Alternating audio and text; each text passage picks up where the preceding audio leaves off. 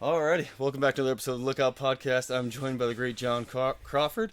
I am lucky enough to be a guest in his wood shop. Thank you so much for having me, John. Oh, you betcha. Man, and Is the stove putting up not enough heat? yeah, it's perfect. Hopefully, it's still in the shot because yeah, I mean that's the ambiance is perfect, man. Couldn't ask for a better spot to have a podcast, you know. All right. And like we were talking just before, man. We'll have to do the next one in the Airstream because I don't think it was very far along the last time we talked. Yeah, that's right. Yeah. And for folks who don't know John's just finished his 50th season as a fire lookout. 50 years of vigilance over the forest. Man, thank you so much for your service. It's a huge accomplishment, man. Well, thanks for that. And I figured average of 18 or 19 fires a year. I don't get that many at Sundance, but I did at Indian Hill. Yeah. I found about 750 fires over the years. Oh, 750. Yeah, Jeez. that I reported and that were staffed and put up. Yeah. Oh, man. See, that's awesome. And that's, I mean, as a fire guy, anyone in fire, I guess, you just have this, great respect for lookouts and just almost like a safety blanket, too. You know, when you're out there, boots on the ground, you feel a lot better having some eyes up high, watching your back door all the time, and watching the weather, letting you know what the fire's looking like if you can't get eyes on the whole thing. So having you guys out there is the best thing ever, in my opinion. Well, thanks for that. And that's one thing I really took a lot of pride in up at, especially Indian Hill when I had a lot more fires to report. And especially during like the Slims fire or any jumper fire, I'd always keep an eye in the sky and for the weather. And I let them know, especially in those two-person fires with the jumpers, where their gear went. Oh, yeah. Yeah. See, that's big, too, because, like, sometimes you're busy doing whatever. The wind can take your cargo and oh, yeah. down off the ridge a little bit, About half the time I was helping the jumpers find their gear. Yeah. It's like, oh my gosh. That's awesome. But that was nice. And then, what a huge help. Oh, yeah. I always loved helping the jumpers. And then during the Slims fire of 2003 off Indian Hill, which started the first night I was on Indian Hill, we had a fire storm in the middle of the night, and it started fire across Meadow Creek down pretty low. Oh, man. And so I looked for it the rest of the night, and it kind of it flared up and went out. It appeared like it went out, but it actually was just it became a holdover fire. Oh, yeah. In other words, it held over for a whole week. Whoa. And we didn't find that fire. It didn't pop back up until it was really established well in the ground and in the duff, and it just took off. And everything the jumpers could do, everything the fire crews could do, just didn't make much difference because it had a mind of its own. It just took off.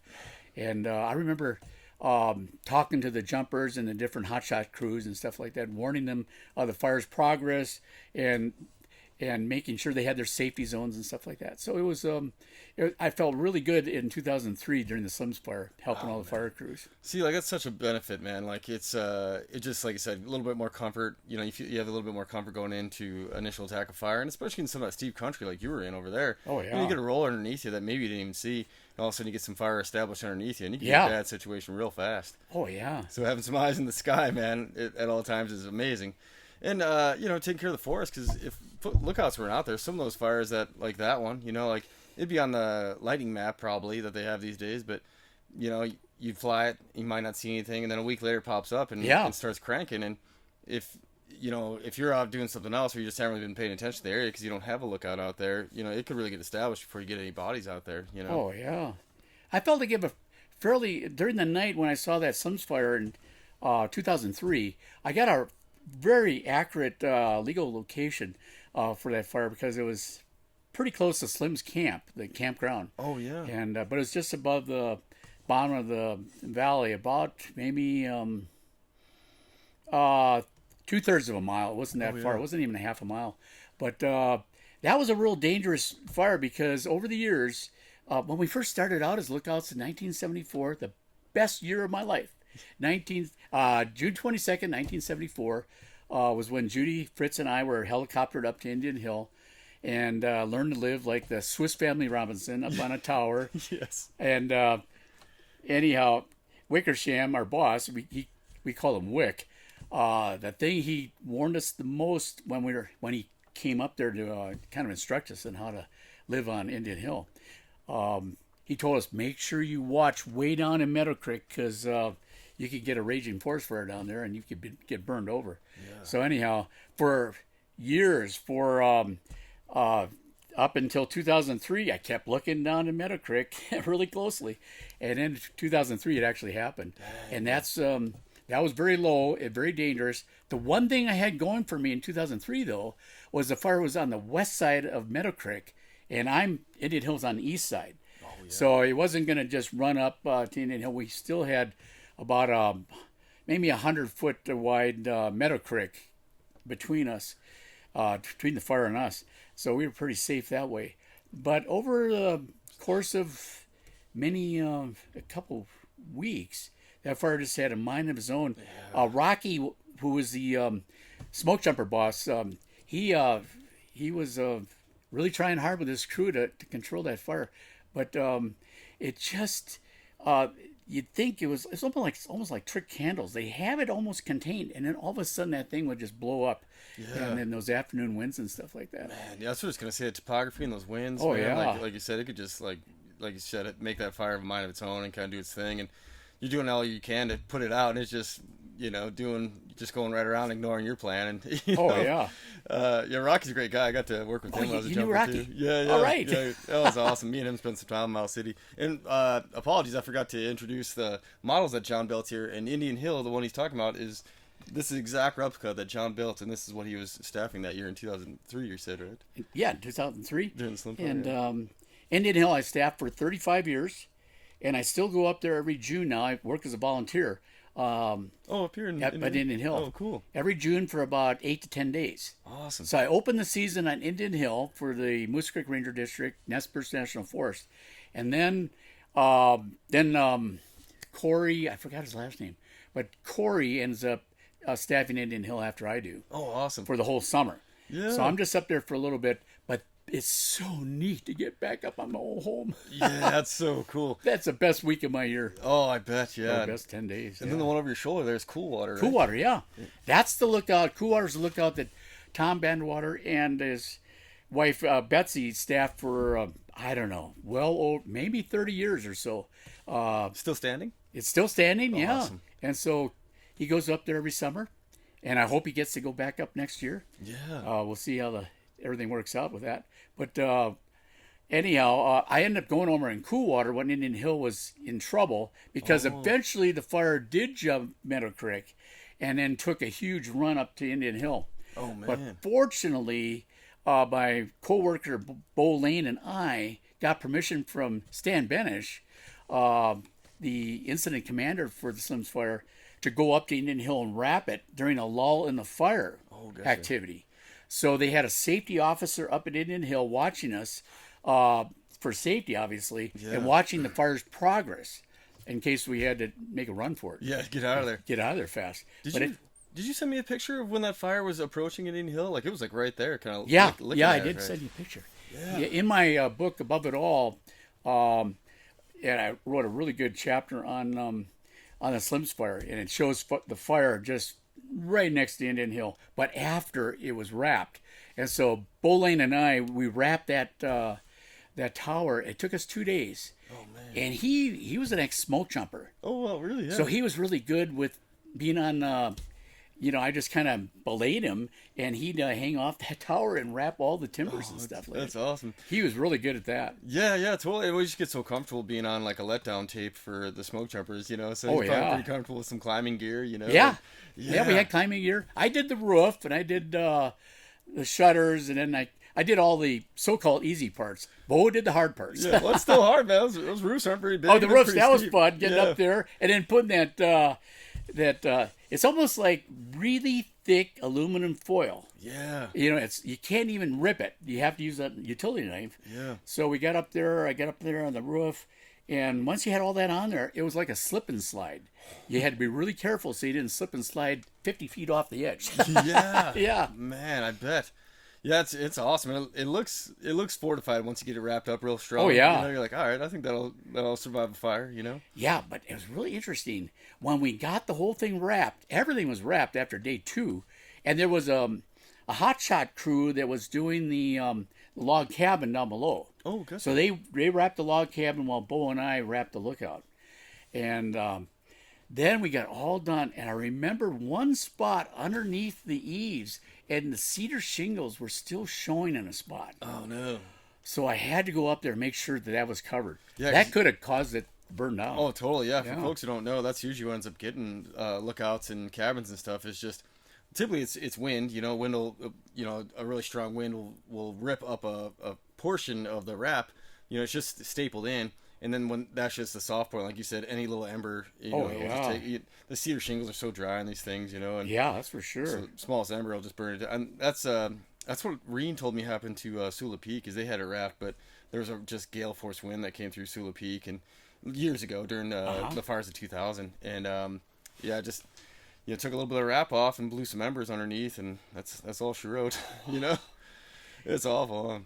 And thankfully, Indian Hill survived the fire. Yeah. And in my book, I have some pictures taken by Bill Wilkinson, the FCO. And anyhow, he was in a helicopter taking some dramatic shots. Oh, that's which what I'm sure that those are what you saw. Those were great photos because the fire is right there, just like licking at the edge of the tower. Oh yeah, like, no kidding. Those flames are really close. Yeah, I forgot about the cabin. Did you guys ever stay in that cabin? Oh yeah, we would stay in the cabin when it got extremely foggy and cold, where we couldn't see out. There was no sense in being in the tower. Yeah. So we go down to the cabin. The only trouble was during the first years we had a main base radio. Oh. And we didn't have a portable radio. Yeah. So we couldn't go down to the cabin and have radio contact. We kind of had to take a chance being away from the main radio. Oh, I bet, yeah. But after a while, they gave us a Type 17 that was portable. Oh, nice. And so we could take it down to the cabin. So after the first couple years, we pretty much stayed in the lookout because of that main base radio. Yeah.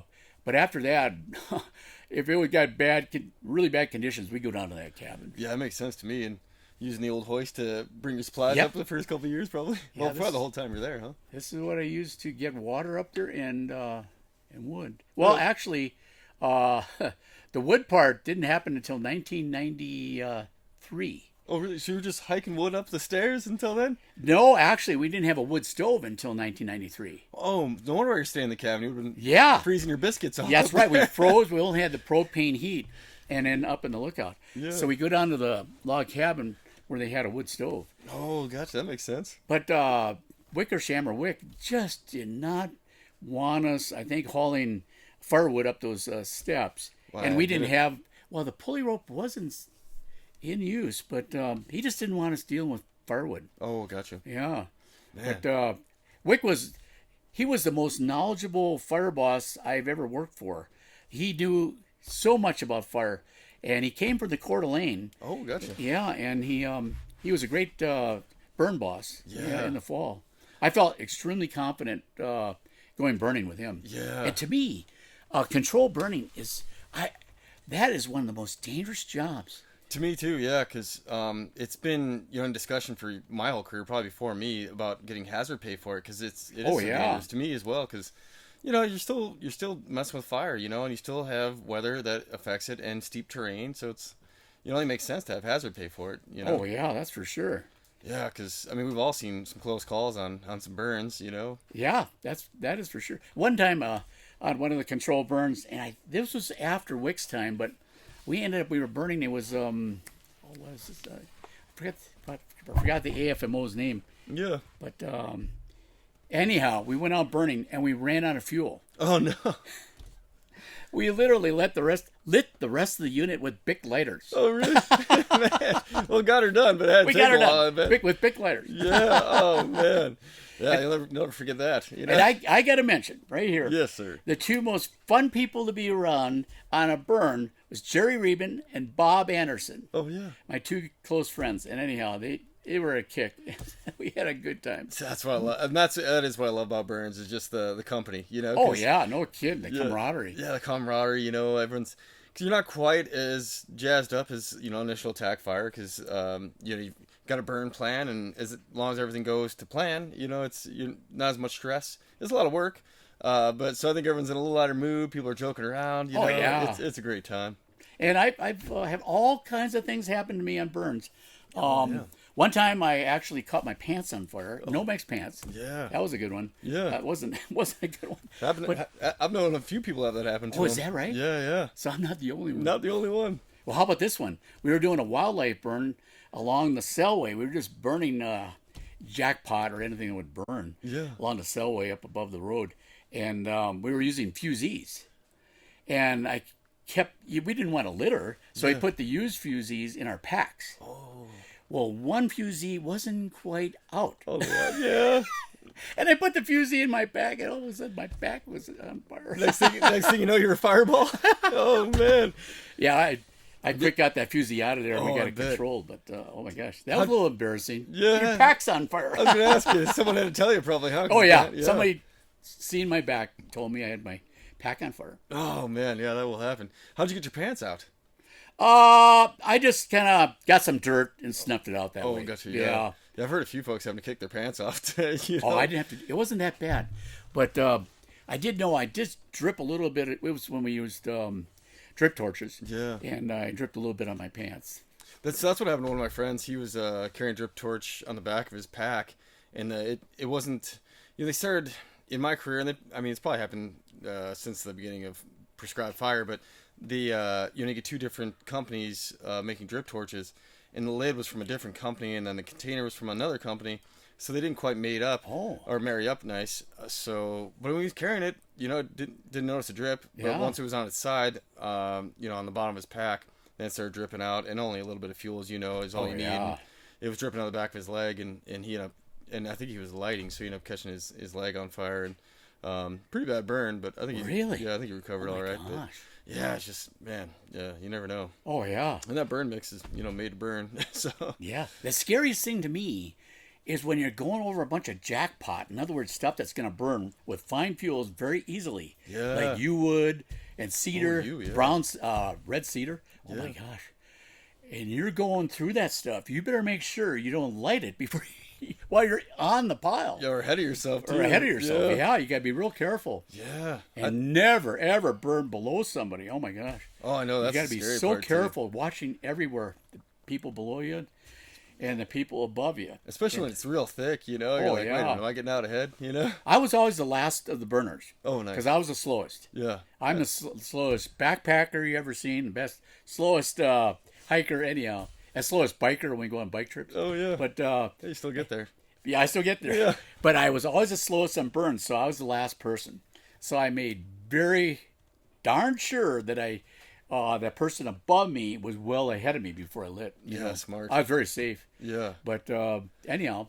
Well, you can see you get, caught up if, someone's not real paying attention and they're just side-hilling and, because that's what happens. You start kind of looking more right in front of you because you're trying to keep your feet, keep your footing as you're going on something steep. And next thing you know, you might be cutting somebody off on accident, and... The only trouble, though, being the last person are the rollers. Mm-hmm. Oh, my gosh. Rollers are the things that you get a bunch of fuel underneath a butt-end log, and it burns out, and then they start rolling towards you. Yeah. And, oh, my gosh, I had to do some evasive moves quite fast. Yeah, totally. Head on a swivel, you get some of those big cigar ends, Oh, yeah. Oh, yeah. That could do some damage. Yeah, I've had to... get behind stumps. Yeah, and even the heat will loosen up the soil a little bit once in a while too, and you get a big, rock coming down. Yeah, rocks. Oh my God, we've had rocks especially on those wildlife burns along the Selway where it's really steep, a lot of rock. Yeah. And then you burn, and then a lot of these loose rocks come flying down, and all you hear is somebody up ahead go, "Rock!" Yeah. And you just go, and you're looking for this rock. And they're going so fast, it's hard to pick them up. It is, yeah. And a lot of times they're bouncing just above the ground, but they're hauling at you, so you got to be... Oh, I know. Oh, man. Yes, there's a lot of dangers with controlled burns. Yeah, exactly, yeah. I'm glad we're talking about that, too, because I don't think people really understand, because, you see the helicopter out there burning sometimes, with the ping pong balls, but, I don't think people realize that, the boots in the ground are, in such dangerous spots sometimes, you know? And then you got the slop over. Yeah. And then you end up being a firefighter. Yep, exactly. One of my first burns was like that. And, just, easy as the wind switching direction. And we were coming off this ridge over by Dillon, and wind switched direction on us and took the fire. We were just about tied into the bottom of the road. So then we all of a sudden got these uphill bursts and took the fire and shot it right back towards the holders. So and I was holding, so we just jumped back in the black and watched it cruise by. But I was new, so I didn't have a radio, so I'm like, I didn't know if anybody was all right or not. Yeah. So I was just sitting in the smoke until things cleared, and I come wandering out, and luckily everyone was heads up enough to jump in the black. No one got hurt, but then we were off to the races chasing it to contain it again, and luckily it didn't end up in a wildfire. We were able to get it wrangled before it got too big. Oh yeah, right. Whew, yeah, you never know what'll happen out there, That's for sure. And sometimes there wasn't enough radios to go around, so occasionally I'd be without a radio. And so that was a little bit sketchy, because you had to yell to everybody. Mm-hmm. And when the fire's really burning hot, it's hard to get voice contact. Yeah, you can't hear over the fire, yeah. But that was a problem. And, control burns. And the night control burns. Oh, my gosh. Those are real dangerous. Real scary. Yeah, they're just downright scary. Absolutely. Yeah. Trees coming down or whatever might be happening, Oh, yeah. You hear trees cracking and going down. You go, where the heck is that one? Yeah, exactly. Yeah, no That kidding. sounded a little too close. Yeah, we didn't do a lot of night burning, but we did enough. Yeah. And it did put a little fright in me doing it. Yeah, totally. Yeah, only burning I did at night was, on a fire typically. And, it's just like you hear stuff crashing. You just don't know exactly what's going on, and you're like, It's like, this doesn't feel safe. Yeah, right.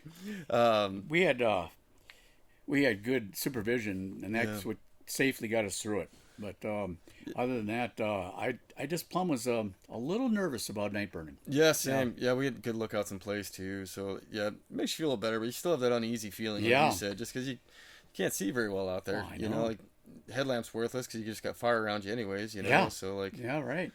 I mean, it'll work a little bit, I guess, but it's not working like daylight. Yeah. And then you're author of 8 books. I forgot to mention that in the beginning. Author of 8 books. Yeah. I just up at Sundance Lookout. Actually, most of my writing of books is done on the lookouts. Oh yeah. I just longhand them. Oh man. And then I type them into my computer when I get down. Oh nice. Yeah. And it's just so neat. It's so neat. Indian Hill, of course. Every lookout you could go to in the Northwest is going to have a spectacular view. Yes. And that's what I do. I'll write a little bit, and I'll lose a train of thought, or like I don't know what to write next. Yeah. I'll stare out at that beautiful view like it's Sundance, the Selkirk Crest. Oh my God, what a view! Yeah. I just love the Selkirk Crest. So I sit in the northwest corner of the lookout at the table. And every time I need a little inspiration, I'll look up at the Selkirk Crest. Yeah. And I'll get inspired, and I'll keep writing. Oh man! And have you ever heard people talk about, like even like songwriters who they're like, I don't know, the inspiration hit me. It didn't feel like it was coming from me. It felt like it was like they were an antenna, just like receiving like, lyrics from the muse, or like writing from a muse, or like in Greek mythology, like the muse for inspiration. Yeah. And man, that's what I picture when you're up there in the lookout. Just like you're a little bit more of a direct antenna on top of the world. Oh, yes. Getting that information from a muse to put it down on paper. Exactly. That is awesome, man. I feel so inspired up at the lookout to just put down in words different thoughts and stuff like that. Especially when I wrote the Lookout book. Oh yeah. When I wrote the Lookout book, I wrote that basically up at most of it all up at the tower. Oh really? Yeah. Man. Up at Indian Hill, and then up at Sundance. Was that your first? What was your first book? My first book, actually, I think I'll get it. Oh, first, yeah. Awesome. Yeah, I don't think I asked you about that last time. No, I got all my books here.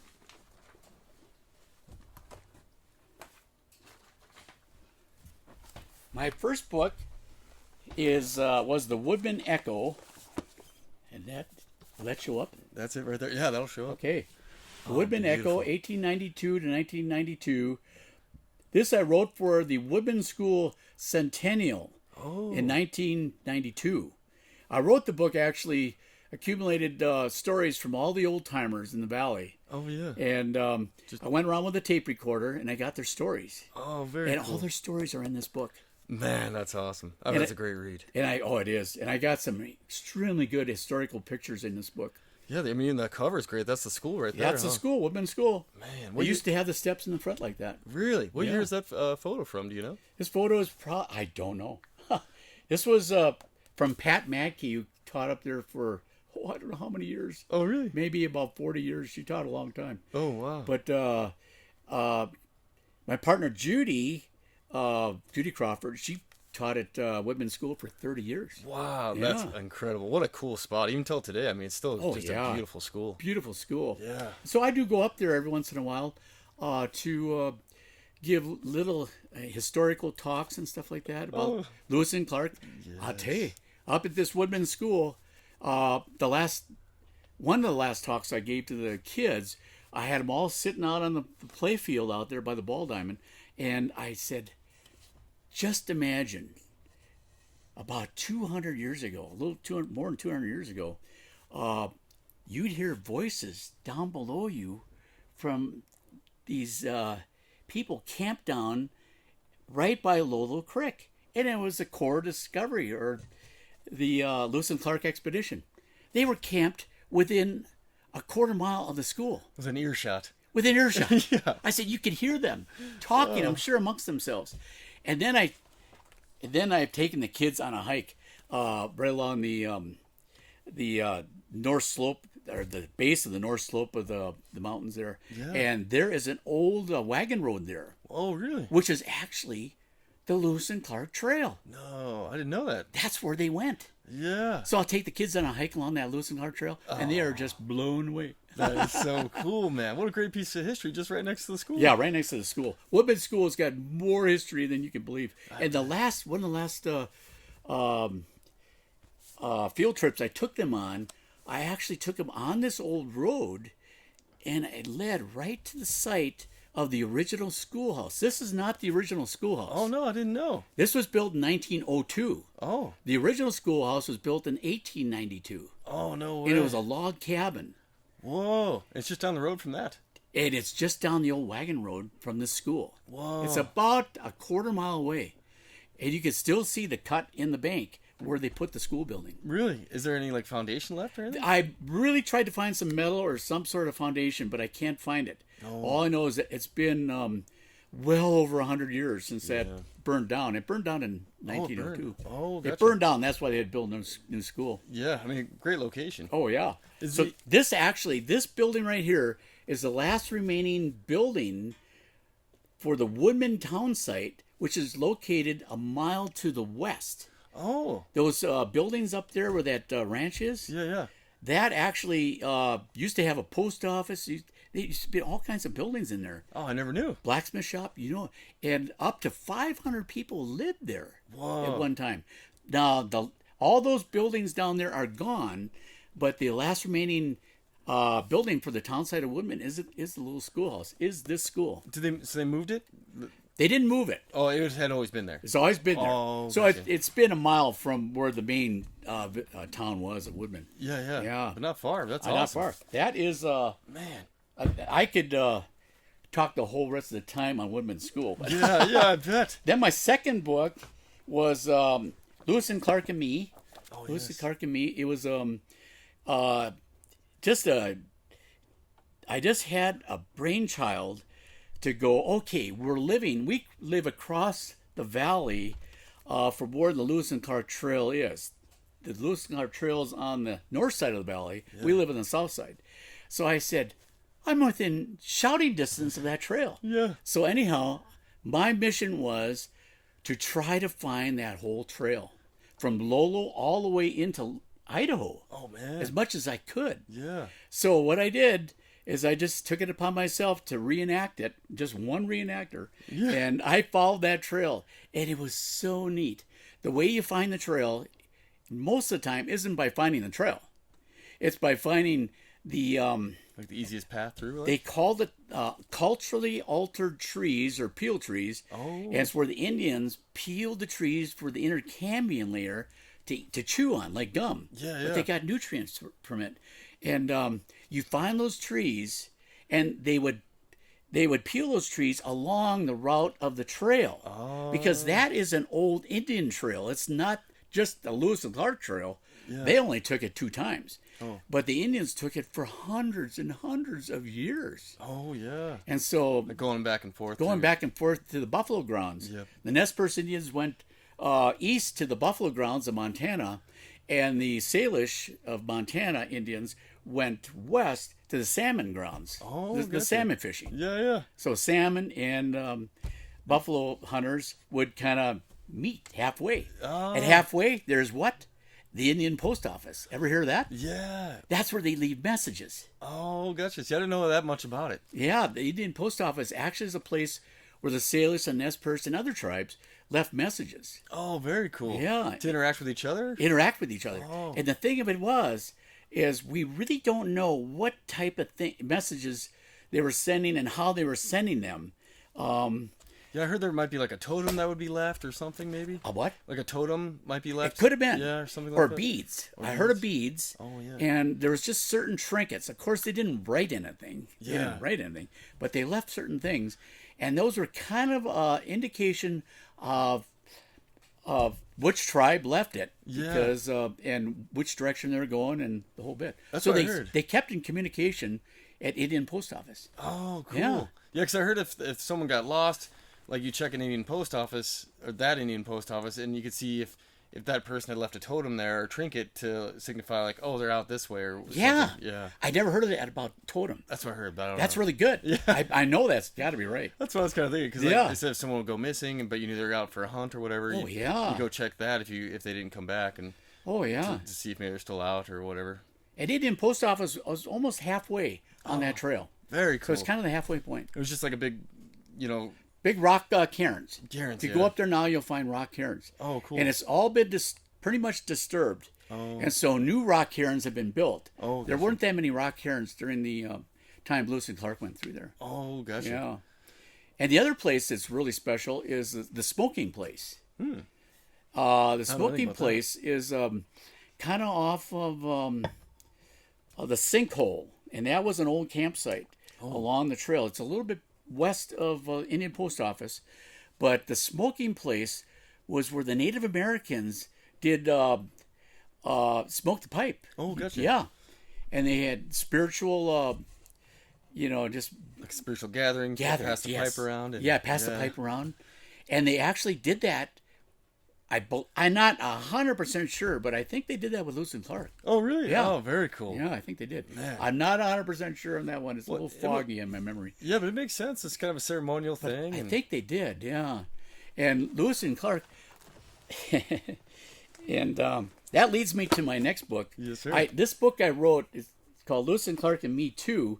This is the book that continues on from Lewis and Clark and Me, and it continues past Snowbank Camp. I'll let a little secret out here. This is a big secret. These camps that I was searching for, I was not only searching for the trail anymore. I was searching for the campsites. So there's this one campsite. It's called Lonesome Cove. Oh. And I just wanted to read a little bit from it. Yes, sir. Oh my That'd gosh. be great. And I gotta have some water. Oh yeah, go ahead. Yeah, wet the old whistle before you get kidding. involved. Oh my gosh. Yeah, it's a bit of a dry morning, but beautiful day. Oh yeah, no kidding. I'm kind of giving up on the coffee. Boy, it got a little too hot for me. Oh yeah, well you're right next to the wood burner there, so I know. understand. Oh, the coffee got too hot. Yeah. But this is really neat. The thing about Lewis and Clark following their trail and trying to find their campsites, it is really a mystery. It's a total mystery. Yeah. Where they camped. We do know where they camped at Travelers Rest. We have that very well established. Just there by Lolo, right? By Lolo. Yeah. And we do know that there's direct evidence that they camped there because of, get this, their latrines, Ah, where they went to the bathroom. they're able to find like their fecal matter. They found evidence of mercury. Oh, Mercury was in thunderclaps, which they took when they got sick. a thunderclap is like a medicine. It's a medicine. It's called Rush's Pills or something. Some guy named Rush, I think, developed it. Anyhow, it was like a cure-all for everything. Oh, Any kind of ailment. it's a little bit of mercury. A little bit of mercury in it. A little. Now, we don't want to think, you really shouldn't be taking mercury. See, I'd heard that rumor as a kid. Like when I was, I'm from Whitehall, so I remember hearing that as a kid from a historian, and I was like, that doesn't seem like it, be too promising of a I know. treatment. It was mercury laced. So these So that's what I found in latrine. So these troops at Travelers Rest were given mercury, these mercury or thunderclaps, and they take them. And thunderclaps meant they had to go to the bathroom really fast. Oh gosh, yeah, emergency. Emergency. Yeah. So they went to the latrine, which was about 300, I believe it was 300 feet from the main camp. They always keep their latrines exactly about 300 feet. And anyhow, so Clear the system and yeah, they went to those latrines, and that is what gave historians the clear proof that they were camped down there. because they found the mercury. They found the mercury at the latrine sites. Wow. Yeah. Man, you imagine if you were camping out there, didn't know like, that you were in an old campsite, and you're like I know. pushing on a puddle of mercury. You're like, what is this? I know. You know? Oh man. Yes. You wouldn't know if You wouldn't know. Yeah, if you didn't know that story. No, Yeah. you wouldn't know. You'd be like, wow, that's kind of strange. There was other things. A little blue bead was found down there from the trading with the Indians. Yeah, yeah. And a musket ball. A musket ball was found. Yeah. So it wasn't just the mercury. Dang. But they know conclusively that is where they camped at Travis Rest. But the other campsites are a little bit iffy. We don't know exactly where they camped. Now, when they camped close to the school down by the creek, I believe we're within, because of the descriptions in the journals, that we were really close to within a couple hundred feet. I believe they were camped a quarter mile from the school building, or maybe 200-300 yards, and right down in that flat by the creek. Although now there's been other camps that have been found, and this is what I want to read. Yes, sir. I tried to find this camp. It's called Lonesome Cove. Now, if you want to get in the middle of nowhere and get lost, go here. It's a good Go spot. to too. this spot. You want to go, and this spot led me. The descriptions in the journals, Moulton's journals, led me to this spot. Oh, really? Yes. It's right off the Indian Post Office. Really? If you ever want to try to get down there, go to Indian Post Office. You talked me into it. Now I want to go check it out. Yeah, go check it out. Yeah. There's actually a sign, or at least there used to be a sign, where to take off on this hike. They say it's a relatively easy hike. It is not an easy hike. It is very difficult. You lose a trail all the time. Yeah. And here it is. As I wrote about it. As if I was being led, the maze of trail braids escorted me down into the valley, taking me to a sort of land bridge of a bare grass and sparsely treed flat between two different forks of Moon Creek. I tore off my pack, dropped to my knees in the bearded bare grass plants, and quickly opened the journals to see if I indeed discovered their Lonesome Cove campsite. I read again from Clark's journal. Proceeded on as fast as I could, about 6 miles, to a small branch passing to the right. And branch means a creek branch, or a braid of a creek. I got up and ran partway through the quarter-acre flat, then headed to the right, quickly dropping over the land bridge dividing ridge, arriving at the head of a small branch of a cove where I was met with the peaceful trickling of the beginnings of a stream. I spread the thick, lacy arms of fir and spruce boughs, wading through low brush, bare grass, and grass, coming to see the source of what I had heard. There, a ways below me, the silvery thread of the finger of Moon Creek cascaded its way to the north, dropping to a series of pools as it slipped down through the dark, shadowy depths of the drainage. Picking up the journal that I had left crinkled open on the sacred Lewis and Clark ground at the divide, I read back through some more clues from Clark's notes. We encamped at this branch in a thickly timbered bottom, which was scarcely large enough for us to lie level. Wahoo! I yelled in the muffling trees. I had to have been where there definitely was enough room for 33 Corps of Discovery members and old Toby and his son to have laid on the ground in all the blankets that they had with them to ward off the deep chill of that wet, cold September night in 1805. It was a rare jewel amongst all the steep country surrounding it. Deep in a valley perched, extremely hidden flat, where they most certainly would have camped. With a curtain of darkness quickly settling over my Lonesome Cove hideout, I only had minutes left to absorb the Lewis and Clark encampment that had been like a giant magnet over the last 2 years, pulling me to the place that held as much mystery and intrigue, I felt, as any spot along the trail. Man. That What is a awesome. What a feeling. I bet. To be exact, I shouldn't have had to lost be. it. But I ended up drinking from the same little spring that they drank from, or the little creek. Yeah, yeah. I drank water from the same creek. It was so neat. Just ice cold, probably. Oh, ice cold. Yeah, Yes. so refreshing, isn't it? Yeah, so refreshing. Man. But anyhow. Well, and that's a good indicator, right? Is water, because they Yeah. didn't camp anywhere that They had a didn't have camp water, where right? there's water. Yeah. Yeah, They had all the man. water they needed.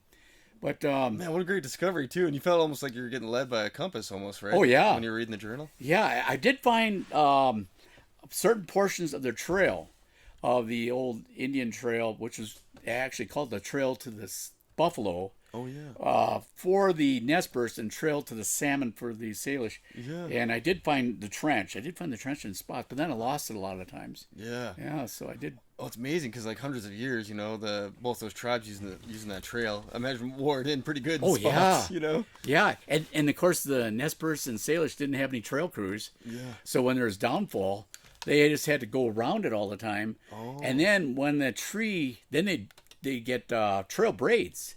They'd find trail braids when you do find the Lewis and Clark Trail or the old Nimi Poo or Trail of the Buffalo. You'll find different trail braids because they had to go around all the downfall. Oh, makes sense. And yeah. then once the downfall rotted out, they go back to the main trench. Oh. So they always come back centered on the main trench. Oh, gotcha. But for years, while the trees were rotting out, they go around it, yeah. and they braid it. Oh, They braid the gotcha. trail. Yeah, which makes sense, like braiding. Oh, like yeah. all the paths coming back to one. And Yeah, right. Yeah, just like an actual like hair braid or something. Yeah. Right? Yeah, man. Or braiding of a rope, I guess too. Well, that's one of my books, and Yeah, man. Well written, my friend. oh, thank you. Yeah, very intriguing. I mean, just right there, I was like, oh man, I got to read that one. I'll go through all the. Well, that's good to hear. Yeah, yeah, absolutely. Yeah, here's a book that I never did get published, but it's really a good book. It's called "Saving Our Planet, Saving Ourselves." I like the title. Yeah, and it's got it just got a year in my life, 1997, and it takes place mainly at this house up Lolo Creek, at our house, and at Indian Hill Lookout. Oh, gosh. And it just kind of talks about the different things that happened during the year. And every once in a while I get off on, I talk mainly about just all kinds of fun things that happened in my life. Yeah. And up at Indian Hill, I wrote about that a lot. But then I get off on these environmental tangents, and I write about the environment. Oh, I bet 'cause you're probably really aware of it up there, Oh, like- yeah. So saving our planet, saving ourselves. My little point on that is we have to do a lot more to help out this planet. We're doing a lot, but we're not doing enough. Yeah, it's all of our home, like we, it's important for it to be on the mind of everybody. Oh, you know? yeah. And especially to do with like climate change. Oh, my Exactly, gosh. Yeah, I mean, you can see with the glacier, reduction, everything Glacier else. reductions, yeah. We got heat domes that don't leave for a long time in the southwest. Yeah. And we have these mega fires now. Yeah. In the west and in Canada. And we're getting smoke from Canada earlier, like in May. It just sits. And this is all to do with climate change. Even what has everything to do with too much CO2 in the atmosphere.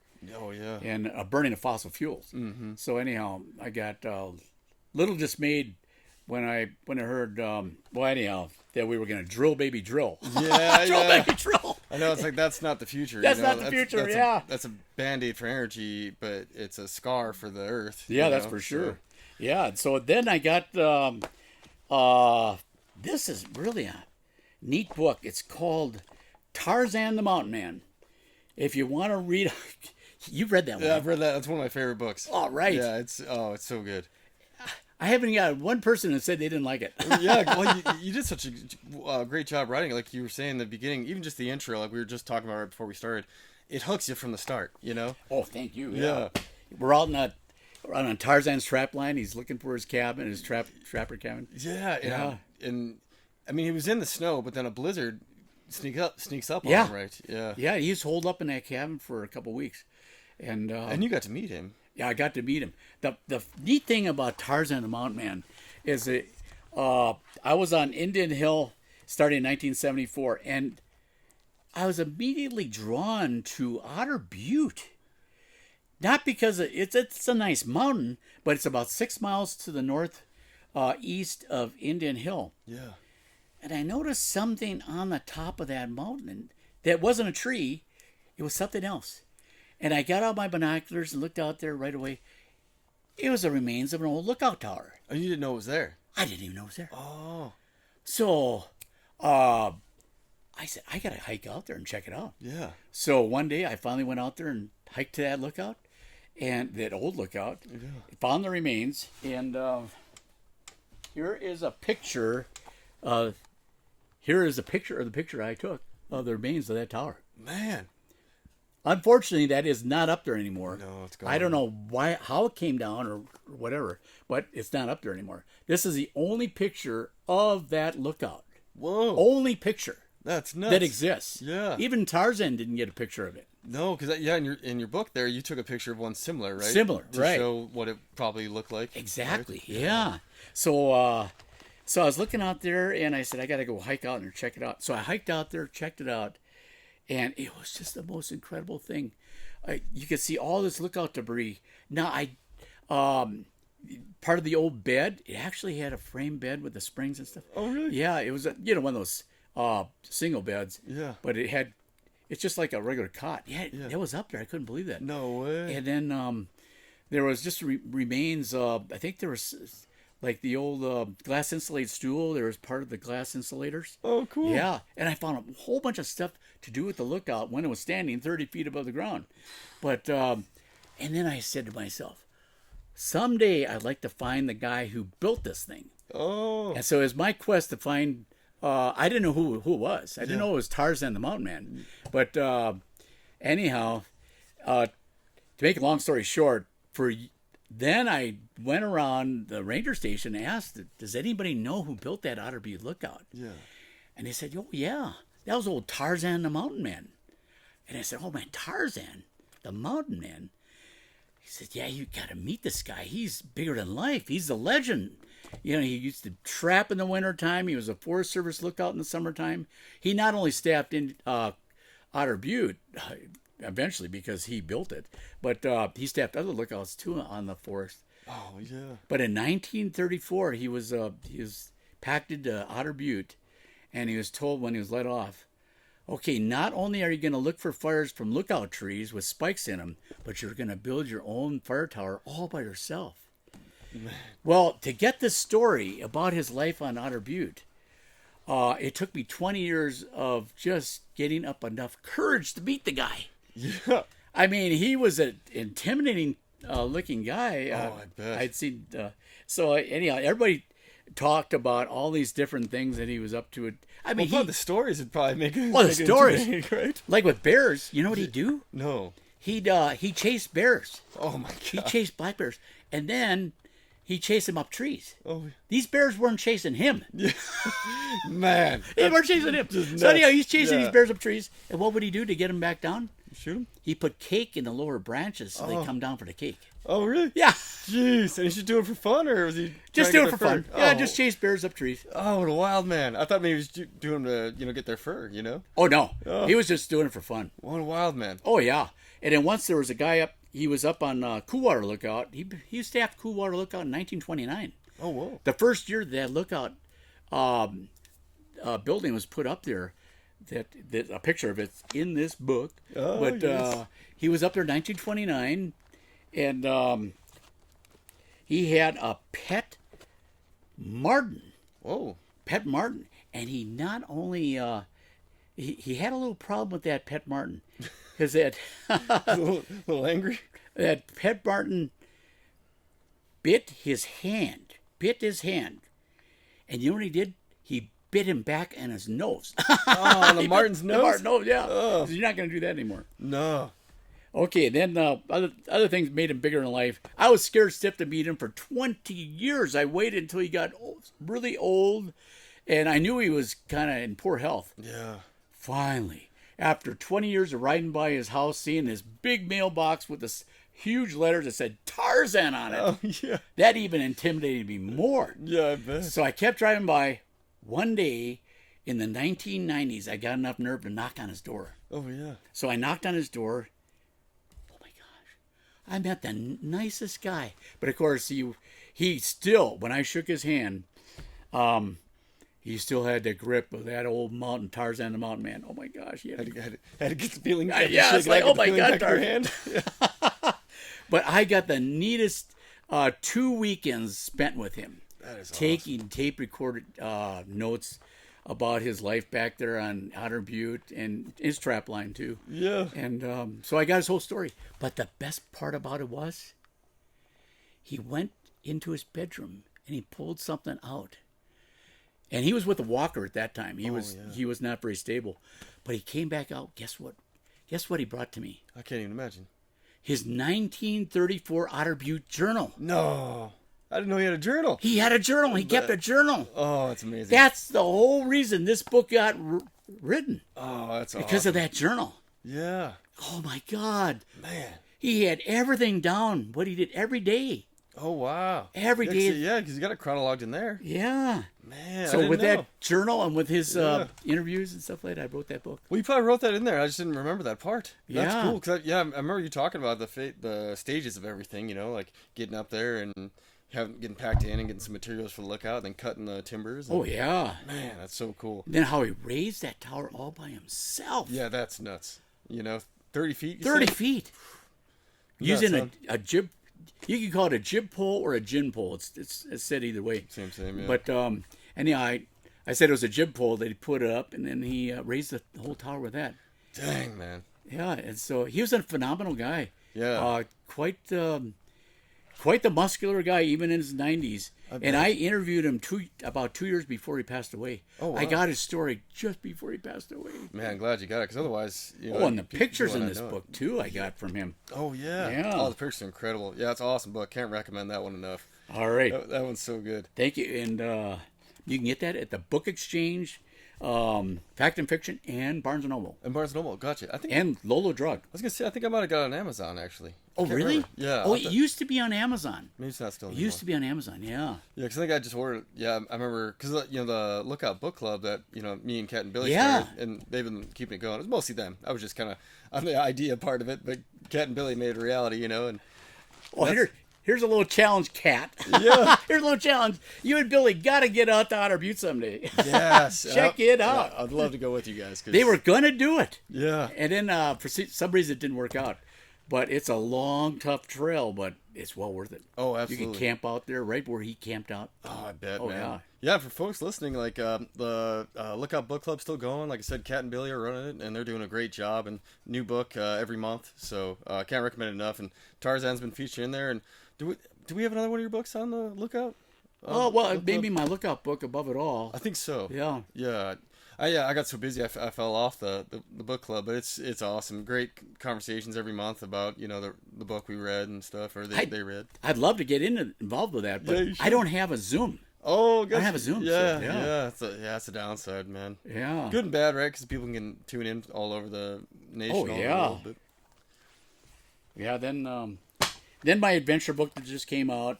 Oh yeah. It's got 16 adventures that I've been on across the country, from Wisconsin, Minnesota, Missouri, South Dakota, Idaho, and Montana. And it's got a lot of neat adventures.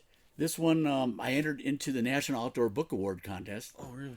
And I'll hear within the next 2 weeks if I won. Oh man. So Well, if I hopefully- won, you'll hear me shouting. Yeah, as far away as you all the are. way down in All the way in Stevensville. Stevensville. Yeah. Oh man, I hope so, man. I'm Oh, yeah. pulling for you. And this cover picture is me up on St. Mary's Peak. Oh really? Yeah. Man, that's a good St. hike too. Yeah, St. Mary's Peak. And What year was that? I don't know. The tower that's up there now was the tower that was. Oh yeah, Oh, I've been up at St. Mary's Peak about 5 times. Oh, gotcha. Yeah. Were you ever there when the original tower, the real tall one, was up there? No, back I in the never day? was up there. Yeah, I missed That it one too. got blown over by wind. That's what I heard. Yeah. Could you imagine being on? Was that a 30-foot tower or so? I can't remember. But it's, I don't remember. I heard it's pretty tall up on stilts, and like Yeah. you said, the wind took it down. I know. windy day, even when it was brand new, it would be a little scary. But it's hard to imagine why they put a tower on St. Mary's Peak. exactly, you're on top of the world They're anyway. top of the world. Yeah, like, There's no trees. yeah. The little tower they got now is just perfect. Yeah. with the rock foundation. Yeah, I know. And then there's Above It All. That's a book about my life as a lookout Oh, beautiful. on Indian Hill. 50 strong years. 50 strong years, Yes. yeah. Indian Hill, Coolwater, and Sundance. I highly recommend that book. Yeah. And then a fun book that I wrote just 2 years ago up at Sundance Lookout is As the Bull Wheel Turns. What's the title from? Like, what brought you the title? I just thought of that title because the bull wheel is that big wheel that runs the lift, runs the cable. Yeah, yeah. And so As the Bull Wheel Turns, it's a little bit a takeoff as the what is that soap opera show? As the wheel turns. As the wheel turns. As the wheel turns. As the world turns or something. Yeah, something like that. I know what it was a takeoff on that. Yeah, yeah. Because there's a lot of social stuff going on in this book. Oh, gosh. Yeah, almost like Days of Our Lives, you know. Days of Our Lives. Yeah, like Days of Our Lives. Yeah. So it isn't just the practical, but there's a little bit of social. But it's a fun book. I had this marked. I was going to read you a little bit. Oh, yeah. Well, you take your time and find it because, yeah, I'd like to hear. Yeah. This is. You want to hear it start? Yes. Oh, this is I would good. love to. Chapter 1. Oh, my gosh. I got to have some more water. Oh, yeah, yeah. Yeah. Oh, my gosh. This is all about my life as a ski lift operator, ski lift supervisor up at Snowball Ski Area. Oh, very cool. For 13 years, from 1983 to 1996. Oh, it had to be a great time. It was a great time. Oh, Man, my gosh. skiing in the 80s and 90s was amazing. Oh, yeah. New technology was coming out, you know, and just the gear was, you know, improving so much in the 80s and 90s, Yeah. you know. Yeah, and I tell you, oh, my gosh. Everything that you can imagine happening. This happened in about 1988. This story is from 1988. Oh, gotcha. A whole season. And it starts out. I'll just start out. Oh, right. Chapter 1. Colder and colder he got as he dangled 50 feet above the ground, suspended on a chairlift at Snowball Ski Area, north of Missoula, Montana. The only problem was the chairlift wasn't moving, and it was Miller time down at the last run-in bar at the base of the mountain. And that was the other thing that had gone terribly wrong for Ferd, as he was halfway up the mountain over 1,000 vertical feet above the bar crowd that he could hear from his perch halfway between towers. All the shouting in the world couldn't reach the bar crowd revelers who didn't have a clue that he was essentially resigned to spend the next 18 excruciatingly long hours waiting till he started the lift again the next morning. The one good thing going for Ferd was this was a summer, not winter, when he could have frozen to death. But the sun had already gone down behind the ridge, and in his shorts, flip-flops, and t-shirt, he was getting quite cold, and the night was stalking him, ready to plummet the temperatures even further, perhaps to the 30s, making him a prime candidate for getting hypothermia. Surely he felt that one of the lift operators would have realized that not everybody was off the chairlift and restart the lift. The lift hadn't moved now in over an hour.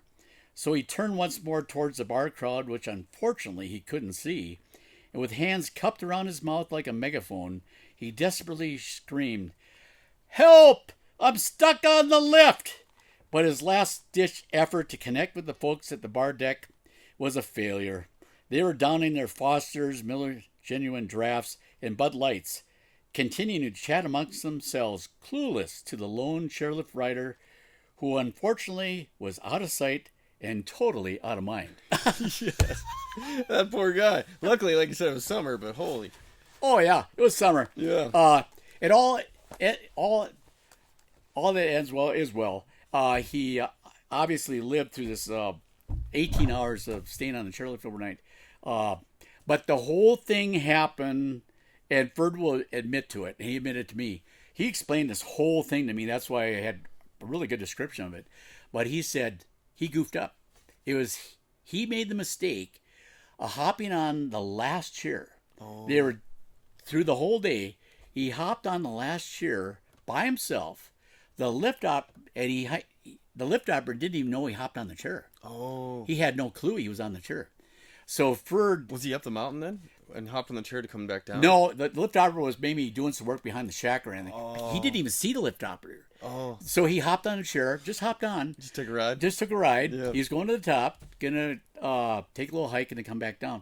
So anyhow, the lift operator had no clue he was even on the lift. Oh, yeah. Because normally you call in the last chair. Well, last chair was the one before him. Oh. And it wasn't him.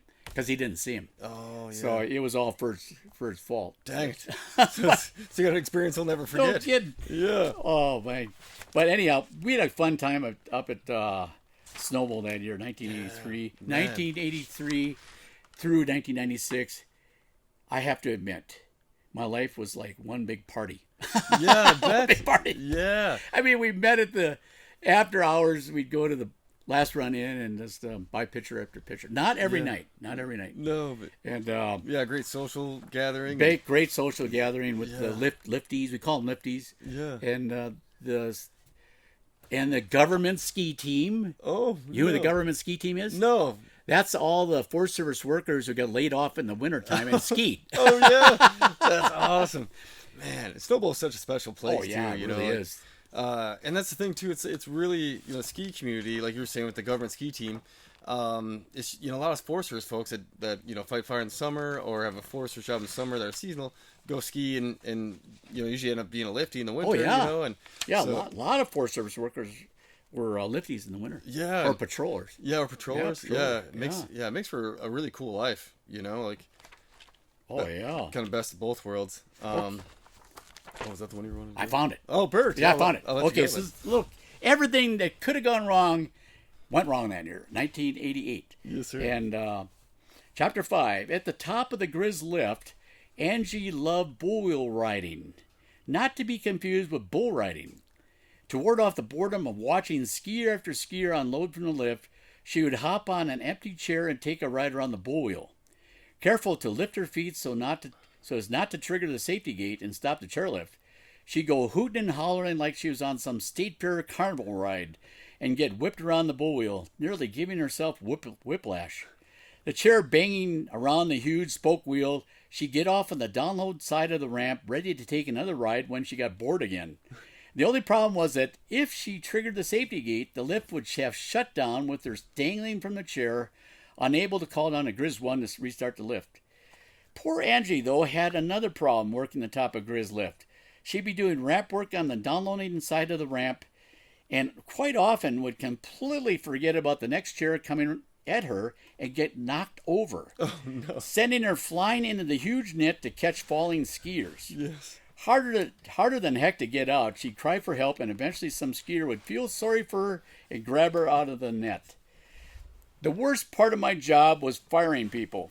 But once I got wind of her daily bull wheel rides, Angie didn't last long as a lift operator. Yeah, I bet. Because I've heard of people who do that and then eventually the chair will fall off. You know? 'Cause it loosens it up on the cable, I heard. Yeah, that's right. That was a very dangerous thing for her to do. And I didn't know about it until quite after the fact. No, I bet. Yeah. Well, you wouldn't, if she's out there doing her. I know, by she's herself. all alone like that. Yeah. Boredom's a killer. Oh, yeah. Oh, I tell you. But anyhow, this book is a fun read. It's not out there on the open market. I'm just giving it to close friends. And oh, it's so awesome, and it probably brings back so many memories for so many folks who like. there you go, close friend. Really? Oh, Yeah. thank you, John. Man, I'm honored. Dang, I can't wait to read this because I was gonna say, I started skiing when I was really little. I was born in '86, and I'm pretty sure the first ski run I had was like 3 years old. With my grandparents who were ski patrollers, and I got very foggy memories of just a bluebird day.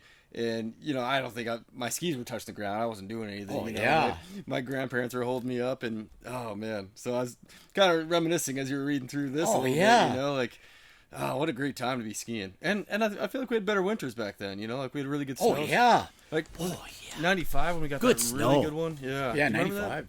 Yeah. Yeah, I was over in Bozeman area at my uncle's place, and that was the first time I ever been to Big Sky, first time I'd ever been to Bridger, and, oh, it was amazing. Oh, yeah. Bridger. I never been to Bridger or I've been to Big Sky once. Oh, yeah. Yeah. Man, now a guy can't really afford Oh, to you go can't to Big afford to Sky. go, yeah. Yeah, or Bridger even, really. Yeah, maybe not. Yeah. I'd like to try Bridger, though. It sounds like they got some mellow runs for me. They do, yeah. It's Yeah. really nice. One of my friends from over there, he's actually the rec fella down in Sula, Browning. He said that they had a real bad mudslide this summer or last year. really? Maybe. Yeah, and they said these really cool gully runs, and I think the mud went and clogged them up, so they're still kind of there, I think, but not like they used to be. They said these really cool gully runs, and in my older age, I don't know if I do it now, because when I was a kid, I could bounce really good, and it was good for a snowboarder, too, so you could kind of weave through. So when I was beginning snowboarding, it was really fun, but now I don't I don't know if I'd do it. Oh yeah, right. Like I just don't bounce so good. Yeah. But you'd love it. It's a great hill. There's yeah. a halfway lodge up there too, and at least it used to be. Oh really? Yeah, so it's cool. You know, if you're getting a little cold during the day, take a ride up and warm up in that lodge. You know, and You still ski? yeah, once in a while, not so much anymore. With little kids, I transfer over to hockey just because. Oh, okay. Just a little easier, you know, just in the evenings, and usually my kiddos are down, and then I go play a game with, you know, my team, and come back out, you know. Yeah. But, yeah, I'll probably get back into it when they get a little older and start skiing too. When I read that part about her bull wheel riding, not to be confused with bull riding. Yeah. Weren't you a bull rider? No, my older brother. Oh, that's your older brother. Yeah, okay. my older brother was in high school, and now he's a professional bullfighter, so he does all the cowboy protection stuff. Oh my gosh. I know he's a wild man, but he's really fast, so it helps out, you know, and Oh yeah. pretty durable. So Oh, that's amazing. yeah, man. But yeah, ski life. This photo is so awesome. So these are all your passes, huh? Yeah, all Season my passes. Yeah. Yeah. Oh, Not beautiful. all of them, but No, yeah, just the collection. yeah.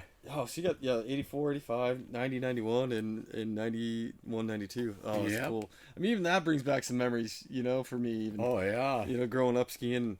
And I got away from skiing, you know, in the 90s when snowboarding kind of became popular, and so transitioned out. But I actually learned to ski at Great Divide. Have you ever been up there? I've heard of it. I've never Yeah. been there. Oh, awesome ski hill. It was great for my folks because my grandparents lived up just north of Helena, and we go visit them. And then, you know, my grandparents, like I said, were ski patrollers, so they love to ski, and we go to Great Divide. And I think my parents and my grandparents would get about wore out during the day, but us kids, you know, have no tons of energy. We just keep skiing through the night, and then, you know, eventually when we started dragging ourselves in the lodge, then my folks be like, all right, let's, you know, call it a night, and we'd be asleep before, you know, the truck left at the parking lot. I think Oh, at yeah. Great Divide. It's such a great babysitter, you know, just a great time. And night skiing's so fun, as you know. Oh yeah. You feel like you're a ski racer, you know. Yeah, that's for sure. At night, because everything's a little faster, you know. I got to mention in that book, I do talk about us doing a lot of partying afterwards after the lifts shut down, and on ski trips to Discovery, Lost Trail, and Big Mountain. Oh, Big Mountain. I've never been. Big Mountain, that's a good place. That's what I heard. But now you can't afford that place either. I know. I missed my window. Yeah, you missed your window. Yeah. But during the day, we were extremely professional, and except for Angie going around the bull wheel. Yeah, besides her. But we were pretty professional, and we had a lift evac that I describe in that book. Oh yeah. And that is it's pretty technical, you know, to do all the ropes the right way and the whole procedure and stuff like that. But we nailed it. Our group really, lift operators did a really good job.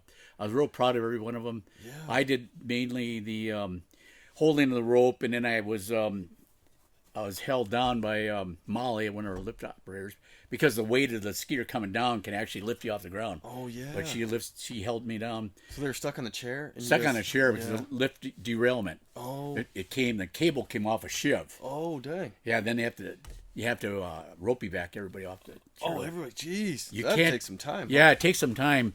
Most of the evacs are done from the top working down because it's more efficient. Oh. But the first 12 or so chairs we work on from the bottom up. Oh, gotcha. And so the lift operators down there do that job. Whew. So yeah. we were extremely professional with everything we did during the day, and we were really concerned about safety issues. In that book, you'll talk about we did notice some safety issues, and we gathered all the owners together and listed all these safety issues that we found. Yeah. And they weren't even aware of most of them. But anyhow, they got fixed right away. That's awesome. So the lift operators' concern for the public safety was number one, and we did a good job at that, I felt. Oh, I bet, man. That's awesome. And especially like a lift evac, like, you know, that is a really good chance people get hurt or injured, and people get restless and dive off, you know. So it's, right. Don't panic. Yeah, panic. Yeah. They're and you mentioned Discovery when I don't think that chair is in operation anymore. But when I was a kid growing up, they had it was called the green lift. I don't know if you remember, but it would take you up to the top, and they can go down the backside. Maybe that chair wasn't there. Was that chair there when you were there? There's a backside, and Yeah. No, right. And that green lift had a span because it was like a little gully, and I mean, it felt like you were 100 feet in the air, and it might not have been quite that tall, but that was a ways down. Like that would have been a real bad deal if somehow you came off at that point. Oh gosh, you know. So I was thinking with your lift evac, like holy cow, man, like that would have been a problem. That area, you know?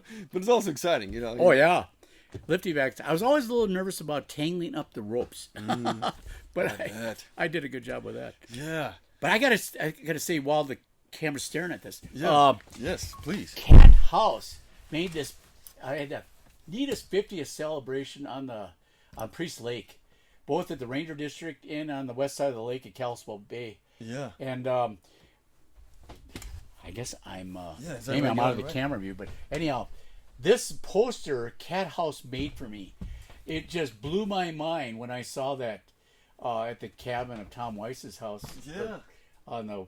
Is this you at Indian Hill here? That's Judy and our cat Rhoda and me up at Indian Hill during our first years. Awesome. That was it. Well, you guys all got a helicopter ride, right? That actually was after we got helicopter rides. Oh, cool. So we just drove up there. But that cat, Rhoda, that Judy's holding, that was the neatest story. There were some people who worked at the ranger station at Fenn who had a litter of kittens. And I had mentioned to them, well, if you get like an orange tabby cat or long-haired cat we wanted. Yeah. Bring one up to the lookout. They did. They awesome. followed through, brought me up, we called Rhoda. Yeah. But Judy wasn't up there. She was off on a shopping trip to Missoula. Anyhow, so I had this little teeny kitten. That little teeny kitten drove me absolutely nuts. She wouldn't let me sleep. Oh, I was going to say, She was if I kept you up all night. meowing all night long like a little baby. Anyhow, so I put her in a box and put her up in the attic so I wouldn't have to listen to her. Yeah, I don't blame you. So safe spot for her, and what's that? Safe spot for her, and you didn't have to worry about it, you know? Yeah, and so anyhow, so Rhoda didn't take to me too much after all that. I bet. Then Judy comes the day after I put her up in that attic. Yeah. And they bonded. Oh, yeah. Oh, did they bond? They were the best buds. That's awesome. The best buds. My best bud was Fritz the cat. That was the first year. Oh, good. Yeah, Fritz was my big bud, but Rhoda was Judy's big bud, and they were buddies the whole time Rhoda was alive. And that's awesome. Said, yeah. So anyhow, is this you here in the corner? John? That's me in the corner. Man, sharp-looking gentleman. Yeah, that's me in the corner. Yeah. Oh, thank you. Appreciate that. Yeah, doing a little pose in the corner with my shades on. Yeah, looks good, man. Yeah. Yeah, and man, all these pictures probably bring back so many memories, huh? Oh yeah. And then Kat and Billy and Crystal. Oh, that one there's a picture photo there. Yeah. Yeah, that is a neat shot. What a great crew. Oh yeah. Man, so lucky to be like part of this world a little bit, you know, like lookouts and you know, like getting to know Kat and Billy and Gary and you and you know, the lookouts I've met along the way. It's a special group, man, because it's a special person to be able to staff a lookout. And like I mentioned probably every time we talk, but early in the podcast, like how much respect and care I have for lookouts, because you know, like being out there in the middle of nowhere, you're kind of detached from things. So to have someone watching your back and your crew's back while you're out there, it's thanks for that. Special, yeah. Yeah, I like to watch. Well, even like the communications things, right? If you're down in a hole, you're not able to hit dispatch or the ranger station. So being able to, you know, shoot a message up to you in the lookout and relay, like that's huge. You know? It's Sundance Lookout. I haven't had much message relaying. Oh yeah. Most of these crews have a direct line to the remote stations. Yeah. So that they can get out. But at Indian Hill, I had to do a lot of relaying. Yeah. And that's a huge thing, you know, especially if they need supplies or whatever needs they have, you know. Oh yeah. My first relay though was complete goof up. No. It happened in 1974. Yeah. I got back then we had repeaters. Yeah. So we didn't have to do any message relaying. It was an automatic repeat. Oh yeah. So anyhow, somebody would call me in or call me up from like Horse Creek, which couldn't get out to Fenn, and they'd ask for a repeat off Indian Hill. Oh. So in this case, it was Roberts calling me for a repeat from Horse Creek. And so I put it on repeat. So anyhow, when you put it on repeat, you can't hear them talking. Oh. So anyhow, they're going away. You can kind of hear it clicking and clacking, and something's going on. But the whole time was, I was totally goofed up the whole Forest Service radio network. I had put only one toggle switch when I needed to do two toggle switches. Oh, gotcha. And I completely goofed up his message, and I kept staying on that one toggle switch for minutes, maybe about 3 minutes. Oh no! Because I thought it was a long message. Yeah. And all of a sudden, I flicked it back, and boy, did I get yelled at. Oh, I bet. That's what Wickersham called me up. And he Oh said, no! what the heck? He didn't say heck. Yeah. He did use the Hell. Yeah. What the hell are you doing up there, sleeping, Crawford? Yeah. Like, no. I thought I was relaying a message. I thought I was doing the right thing. Yeah. Anyhow, I found out later I needed to flick 2 toggle switches, not just one. complete I the completely circuit. goofed up the whole radio Yeah. network for 3 minutes. Oh man, yeah. So that was my introduction to repeating things. Well, that's best way to learn, make mistakes. But once I found out, it was such a piece of cake. Anytime anybody want to relay or repeat, we just flick both toggle switches and they go for it. Oh wow, I never knew about that. Yeah. And then when I did that, I could hear them talking. Oh, gotcha. So I knew when it was over. Yeah. The way I did it was completely wrong. But Wick let me know it wasn't the right Yeah, way but to do she it. found out real quick. What are you doing up there sleeping? Yeah. Oh, whoops. Yeah. He did emphasize the word Hell. Oh yeah, you put a little bit more into that one. Yeah. Oh man. And Yeah. then, I meant to ask you in the beginning. We were talking about smoke jumpers. You got to call in a few smoke jumpers, or at least watch them jump. Oh a few yeah. times? Yeah. I love smoke jumpers jumping by the lookout. That's what I was thinking. It had to be just awesome view of it. It was an awesome view, but the best part was when they were done with their fire, they come up to the lookout and give me all their extra freeze-dried food. Oh yeah. So I got all kinds of freeze-dried Just a food. little resupply. Resupply. Yeah. Oh, that's great. And probably some cool stories and get to meet Oh some yeah, folks. cool stories. Oh my gosh. Yeah. Yeah, I just I never had the nerve to go into smoke jumping. I just didn't want to jump on a perfectly good airplane. I don't blame you. I don't blame you. Yeah. But anyhow, and plus I'm afraid of heights. Yeah. Can you believe that? I'm afraid of heights and I climb this thing all I was just gonna ask you. You know. I climb Indian Hill. And oh boy, I tell you, as I get older, my fear of heights gets worse. Oh really? And so now it's really hard when I go up in June, which I stay up Indian Hill for about 10 days. Getting up there's a little tough. You gotta coach yourself as you're going up the stairs a little Yeah, it's that last little section of stairs, and then up on the top, I'm a little bit nervous. And bit? Well, they're pretty thin stairs too for folks who haven't been up them. you yeah, know? pretty thin stairs. Yeah. So I'm afraid of heights. I wouldn't smoke jump, but I did have a lot of contact with smoke jumpers, and those guys, to me, they're the Green Beret of the Forest Service. Yeah. Oh my gosh, what they do! Yeah, it's pretty special. And you being a jumper for 5 years? Yeah, that's how long I was jumping. Started in NCSB, then I went to West Yellowstone, then I finished up in Missoula in spring of 18. Oh, okay. Yeah.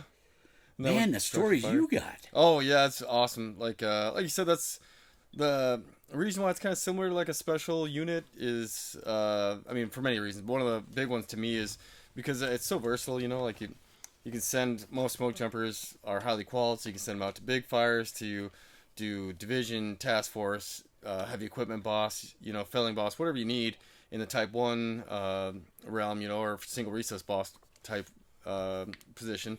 Or, like in the winter, we go all over Region 8 typically, or the southeast, Texas. Like I've been from Texas all the way over to North Carolina to on burn assignments, which is amazing. You just don't get the opportunity on other crews as much. I mean, it's starting to be more. I think we're farming people out to Florida all the time off the districts, but back when I started, being on a district, you never really got that opportunity. So I didn't get it until I got into jumping, where I got to be out in Region 8 more. And oh man, great experience. But that's how you end up so specialized, because year round you're getting all this fire experience. And in different fuels and different weather.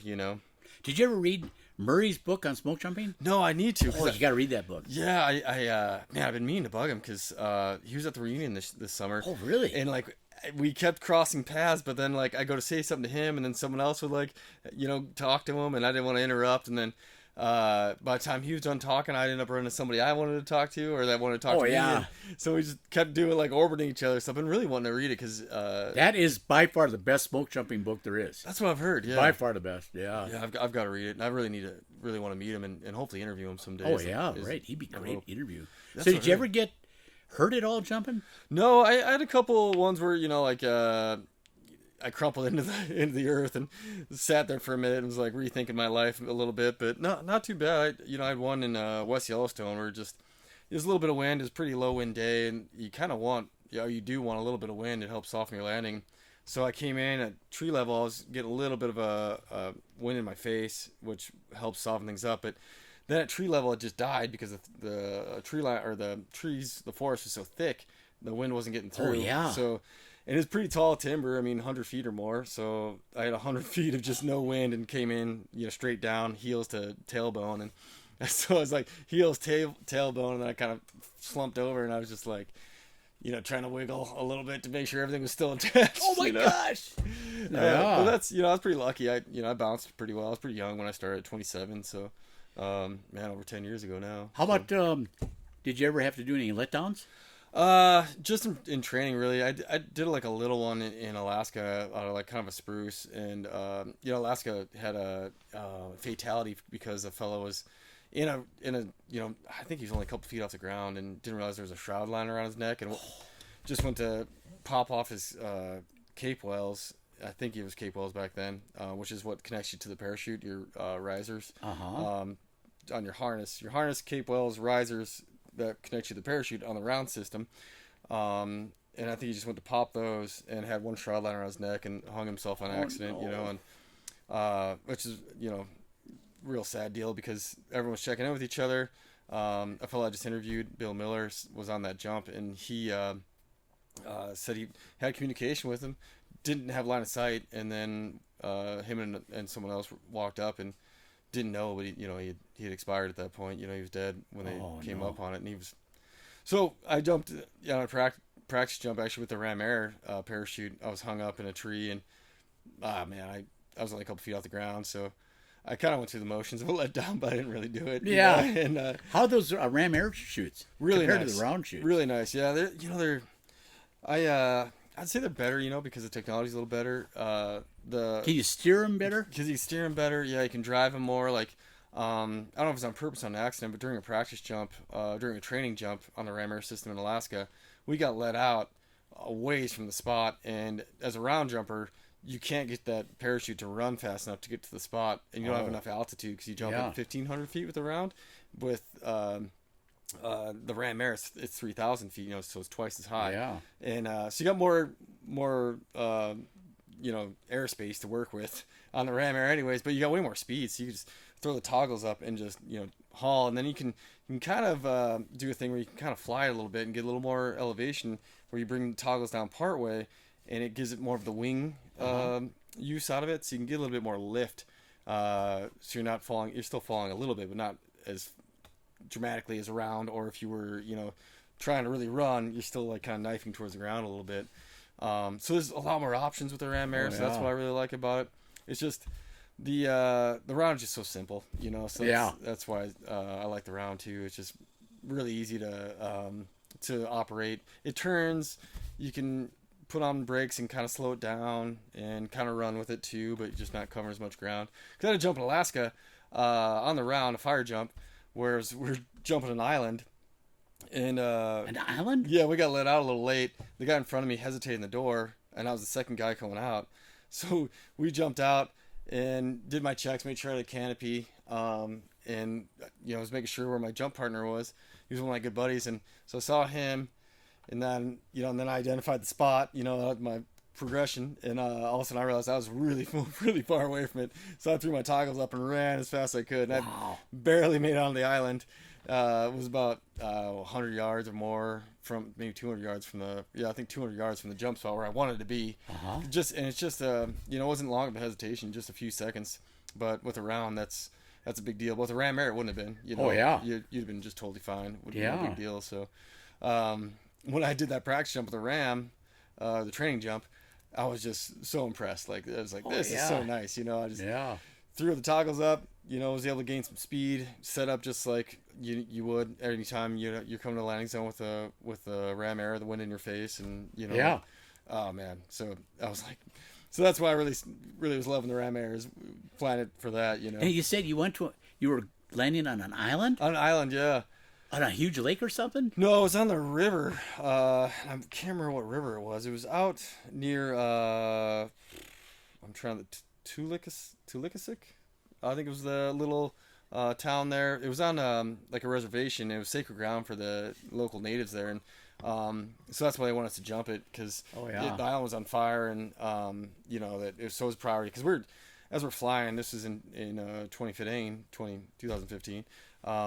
Fires everywhere, and I'm just like, we're passing them up, and I didn't have a fire jump in Alaska yet, so I was like really itching to get a fire jump. And I'd been on the load where we had jumped a few residential houses to help fortify, to make sure that whatever fire was going to impact their home, and it helps some of the locals realize, like, to reassure them that they're not out by themselves. Like, we're aware of them, and we're sending support. So like, sometimes we'll throw 2 jumpers out to help fortify their place, and so I was on a couple of those. They're like, man, I just need to get a jump. So we ended up getting that jump, and so I was really excited. But like I said, we're going all past all these fires. I'm like, man, which one's gonna be ours, And then we jumped this island. It was super cool, and we and the folks, the natives were so nice. We came up, and they're all pretty heavily armed. So I was a little like, man, is this where I die? I was the last guy over there, and I was so tired because we were going across the tundra, and it kind of rolls with you. Yeah. So it's like walking on a waterbed. And I had all my gear, it's like over 100 pounds, in my pack, hiking from where I landed to the jump spot. And so I'm just wore out. I like flop over, and I didn't really notice all the natives at first, because they're in the tree line. So I flop over next to everyone else's gear. And I'm like, oh God, all I can think about is just digging the water out. And then I like start noticing in the tree line, I noticed all the jumpers are in there, like, and I thought they were just cooling down because it's kind of warm day. Yeah. But then I like realized they're talking to people, and I'm like, oh, what's going on here? Yeah. And I hadn't jumped in Alaska, so I had no experience with there, or fought fire in Alaska before. So I was like, oh man, this looks like it could go a bad way real quick, And then we walked over, and they were just so friendly. Like, oh, good. They had some fresh smoked salmon that they were giving everybody, so I got a big chunk of that, and then they're just so happy to see us, like that we were there to help put that fire out. Oh, great. Yeah, I spent about a week on that, and that was a kind of a spiritual spot for him, or something. Yeah, a spiritual spot for him. So yeah, like kind of some holy ground, and and it was so nice because let's see, Bettles or Bethel, I always get those two confused. But it's on the west side of Alaska, and it's a bigger town. It wasn't that far away, so they had some scoopers, and I ended up getting in charge of a big spot and run the scoopers. And it was awesome because just 2 of them just really smashed that fire. Like, wow. I had one of the bigger, more active flanks of the fire, and just the one of the scoopers got a mechanical, so it went back. So I ended up just having one for like 30 minutes, and that's all it took. Like, oh wow, because the return, we were just surrounded by water, so the return rate was amazing. They were just turning and burning, and just however many gallons that thing hold, and just smash that fire. And we just would go in and dig it up a little bit, make sure everything's out. I like it at Priest Lake with the larger fires, watching the scoopers scoop out of Priest Lake. Oh, it's gotta be amazing. That's fun. Yeah, man, it's such a cool world out there, and then everyone working together to make things happen. Oh yeah. That's one of the things I really enjoy. One little my entertainment up at Sundance is every time I can hear the plane's engines rev up, I know they're taking off from the backcountry airstrip right next to the ranger station. Oh yeah, there's a backcountry airstrip right by there. Right by Fenn there? No, this is at Sundance. Oh, so what's the ranger station down there? That's the Priest Lake, IDL, Idaho Department of Lands ranger station. Oh yes. Yeah, Kavanaugh Bay. Yeah. And they literally take off. They got a huge grass airstrip, and then when I hear them rev up, I watch down there, and then I can see them fly out over Kavanaugh Bay. Whoa, that's pretty gutsy. I mean, they're going right off into the lake. Man, yeah. I've seen a few more videos, like especially from the McCall smoke jumpers and some of their backcountry strips they use. Holy cow, man, just right off the river and stuff, right off the salmon. Holy. It's like you said, those are some talented pilots. Like, with the jump plane, the Twin Otter, like the one has kind of a bend in it, the one airstrip, and I can't remember what the name of that one is, but it's so cool watching the video because they had the cam right up in the cockpit with the pilots, and oh man, yeah, really cool. Oh, that's neat. Yeah. Well, shoot, John, I'll probably get out of here then. But I only got one more thing. Oh yeah. Just Please, one more thing. Don't let me cut you off. Besides that, everybody, the visitors asking me if I'm a ranger. Oh yes. Well, yeah, I'm kind of a ranger. Yeah. Look out, ranger. Yes. The common question is, or the two common questions is, how do you stand it without TV? how do you stand it without computers and stuff like that? And I don't have a computer up there. And I say, well, you just kind of mellow out and you just let nature be your entertainment, Oh, yeah. Just your beautiful sunrises in the morning out over Montana, your sunsets out over Washington, and the daily views out into the Selkirk Crest, which I just love, all those mountains along there. And then looking all across the state of Idaho. It's not that wide, but I can see way into Montana, the Cabinet Mountains of Montana, and of course the Colville Mountains over in Washington. And then I can see some of the Rocky Mountains way up in Canada. Yeah. So I got such an awesome view. I just take that in. And every day I just go through my maps and learn the country better. And Pam Onen is my terrific boss, not boss, I'm not going to use that word, but my terrific friend up at Priest Lake, who's the lookout coordinator and has me back every year. So I do my stint in September. But well, appreciate you, Pam. Yeah, appreciate you, Pam, my great friend, one of my closest friends. But anyhow, we get up there, and the other question people ask, the visitors ask, is, do you get lonely? Oh, yeah. Do you get lonely? Do you? Oh, my God. Yeah. This is unreal. The first years, I never got lonely because I was with Judy all the time, first 22 years. But then as I've gotten older, that has gotten worse. Oh, really? Kind of like a heavy feeling, huh? Heavy feeling. Yeah. And even this year, I went, okay, I got 28 days up there. Am I going to make it? I'll make it, obviously. Yeah. But, psychologically, by about day 14, you start missing people, Yeah. And, I miss Judy tremendously and miss my friends and stuff like that. Yeah, the interaction, right? The interaction. The human interaction. I get all kinds of interaction with the public, but none of them are, except for, I got to mention Greg, the Life Flight nurse for Life Flight helicopters. He's my best visitor friend up there. I just love that guy. He's so nice to me. And so you get a good conversation there, kind of recharge the batteries. Yeah, I get really good conversation with. And then there's the regulars who come up and they know me, and they know when to go up there, and that really keeps me from getting too lonely. Yeah. But I do about day 14, 15, I start getting really lonely for my partner Judy and my friends at the church I go to and stuff like that. And it's getting worse as I get older. Oh, but well, community is important, like you said. Church, having a good community, like at a church gathering weekly, it's really important. Yeah, and I have to admit, one of the biggest reasons I probably shouldn't be saying this, but one of the biggest reasons I go to church is for the fellowship. Oh, 100%. Fellowship. Yeah. That's one of the biggest reasons. I think that's a lot of people's reason, you could be at your house reading the Bible and connecting with God there, but you're not getting the same connection. That's right.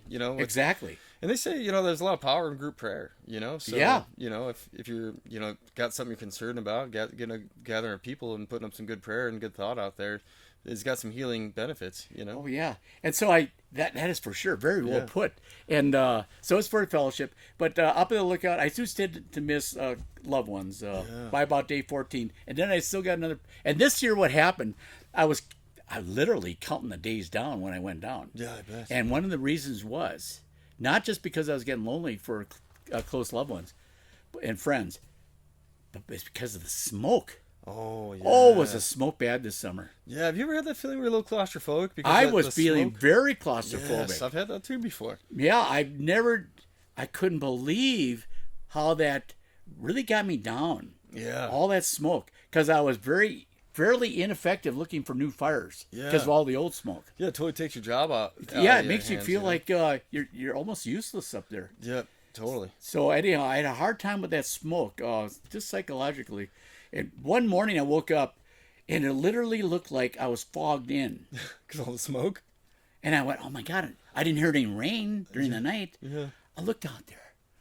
It was smoke. Oh my God, it was so Just thick. socked in. I couldn't even see the sky. Oh, Could man. not see the sky. That's when I get a little claustrophobic. I got very close to it. Yeah, those times. So this year was a bad year for smoke. I've seen it even get worse, but then when it rains and it clears off. We got some rain and it did clear off. But amazingly, after our rain fronts, it would smoke in the next day. Usually you get 4 or 5 days, but not this year. Yeah, well, that's what like we were talking about, like the environment, and the connection between the environment and the human. And wasn't it the title of that book that you had there? Oh man. Oh, saving our planet, saving ourselves. Yep, exactly. Yep. Yeah, and I think that ties into that really well because, like you said, I remember, especially when I first started my fire career, but growing up in Whitehall, you get smoked in every once in a while, but not even that bad. You get the kind of that weird sweet smell of the smoke, and it have like an orange hue. Yeah. But yeah, like to have it like last, like you said, and just like sit in the valley. Yeah. And it was a bad year for smoke, and that got me a little bit down. Yeah. But do you have any remedies for that when you're getting down? Like any tricks? Well, I tell you, when I got back here to Montana and we got clear skies, oh my God! Like a switch? I could see out again. Yeah. It was, I'm really particular with that. I love it after rains and you get that rain-washed sky and you can see for 100 miles. Yeah. But this year I was only seeing for maximum 20 miles. Oh man, John. I wasn't seeing that 80 to 100 miles. Yeah. And that really kind of got to me this summer. But what really cheered me up was, and I've alluded to it, the 50th anniversary, but I never realized. Oh yeah. What the whistle?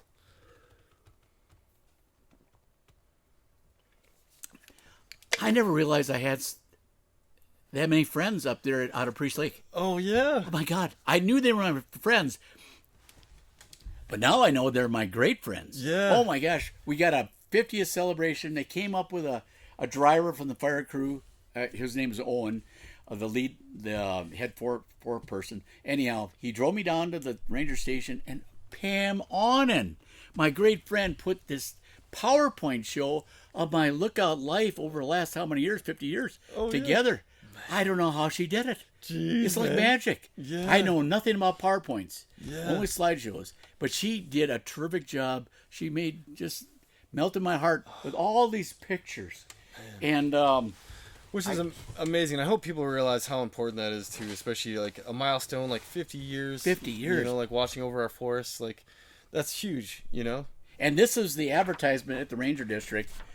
I don't know if you can see it, but here it is. Oh yeah, I should be able There's to see it. me up at Coolwater with my pet ground squirrel, my pet golden mantle ground squirrel. Oh yeah.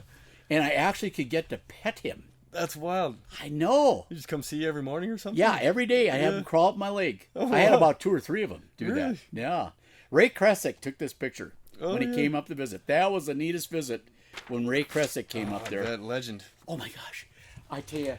And what they did, what Pam did for me, and Dan Brown, the ranger, gave a really nice little talk about me. Yeah, very cool. And all the fire folks, Dave and John, and all the district personnel came together, and I gave a little talk. Oh, very cool. It was just a wonderful feeling of being so warmly appreciated by that district. That district really appreciates me, and I appreciate that district.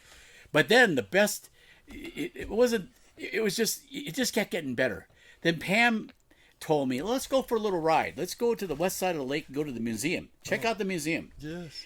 And they got a lookout display there. I said, all right, let's go check it out. Yeah. So we went to the Priest Lake Museum at Luby Bay. I think it's Luby Bay. Oh, that's and we went in there.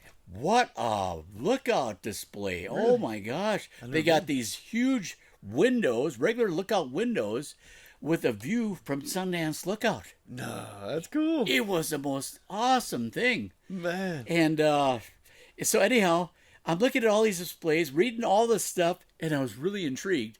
And Pam's kind of like in a hurry. Let's get going. Oh. And I said, I'm not finished yet. Yeah, I got to take it in. And Kathy Rosenberg, Pam's really good friend and my good friend, was there with us. And Kathy said, we got to get going. And Pam said, well, we want to go to Kalispell Bay to talk to Tom Weiss about maybe him buying some books for the museum, some of my books. Very cool. I said, all right, I can make some money. Yeah, totally. Yeah, Make some money. Let's go for this financial thing. Yeah, exactly. So anyhow, I had no clue anything else was going to happen. I thought we were going to meet Tom Weiss, so that was it. So we go over to the Tom Weiss cabin right in Kalispell Bay. And Pam gets out of the truck, the state truck, and she walks around the edge of the building, the cabin, the log cabin, and she says, holy cats, there's a lot of people here. A lot of people. What's going on? Yeah. And then anyhow, I walk around the edge of the cabin. All my North Idaho friends are there. All my Priest Lake friends are. Oh, and I man. went, and my immediate thought was, what the heck? You guys are having a party over here for yourselves, and we were having a get together on the other side of the lake. Why weren't you over there? Yeah. Then I got informed that this party's for me. Yeah. You're the guest of honor. I think it's honor. Yeah. It was a celebration for my 50 years. Oh, man. So anyhow, it was the second best day of my life. The best day was when Judy and I and Fritz got helicoptered up to Indian Hill in June of 1974. Yeah. But that was the second best day, and they had everything for me. And I got to bring out this one thing. Yeah. Is it behind me? Oh, where did I put that? Yeah, let me. Oh, here it is. I can't forget this. Yeah, I'm glad you remembered. Oh, yeah. But the appreciation, I think our outdoor agencies do a good job. Oh, yeah. Whoa, is that Yule? This is Not Yule, but you. Ray Kresick, who wrote Lookouts of the Northwest, a really good book. Everybody should get it. Yeah, highly recommend. It's a great book about lookouts. Anyhow, he made this walking stick for me. Oh my gosh. That's Look so at this. cool. He varnished it, Yeah. and he put the tip on there and the handle, and he's got John, 50 years, a lookout. That is awesome. Oh man. my God, what a nice present. Yeah, what an honor. Yeah, and I think this is birch. Oh, I guess birch, yeah. From Birch. what it looks like to me, yeah. Yeah, and he beautiful. varnished it and stuff. Yeah. What a nice friend. Oh, that is awesome. And then Yeah, man, that's a big honor getting something like that from Ray. And you then, know? yeah, oh my God, that was such a nice. But then, Carol Taylor, Gisborne Lookout, 10 miles to the south of Sundance, Oh yeah. did something also very special for me. And I couldn't believe it. She said, I had inspiration of a poem to write to you. And she said, I got the inspiration in the outhouse. Oh wow. In the outhouse. I went, oh, wow. Well, you know. That's neat. I get a lot of inspiration when I go to the outhouse. Yeah, it gives you a minute just to. I'm looking at the Selkirk crest. And Yeah, stuff. yeah. Anyhow, she wrote this poem, and I gotta read it. I gotta read this. I was gonna say, I think a lot of people find that inspiration when they're, Oh yeah. in the outhouse, got time to sit and think, and Oh yeah. And then this is the poem. Actually, I got this specially. got it framed. Got it framed. She framed this. Oh, beautiful. This poem. She framed it. Yes, sir. And Are you gonna share it? I mean, you can if you want to. You don't have yeah, to. I'd like to share it. Yes, but I that'd be gotta great. get one more drink of water. Yeah, yeah. And I'll tell you. I love the trees that she put Oh, outside. the trees! Look at the trees Yeah. she put up there. Oh my gosh! That is very cool. Man, another honor. What an honor. I just I knew all these people there on the west side of Priest Lake were my friends, but now I know they're my great friends. Oh Yeah, my yeah, gosh, like- what they like did for family. me! I can never thank them enough. Yeah. Okay, old John Crawford. Old John Crawford was a mighty man, and a mighty man he was. He wasn't too small and he wasn't too tall, but he could fell a tree. Old John fought the battle up at Indian Hill, and through the fog he'd see, not snow or rain nor slippery trail could dampen the spirit of he. John sat on his stool and looked at the woods, waiting for a fire to see. When he saw a smoke, it was no joke, his azimuth true as could be. Over the years, the words built up until they filled his head. He would lie down till he wrote them down, and then he went to bed. Then his lifelong memories became some books, so his wisdom he could share. How to live your life in the great outdoors and learn to really care.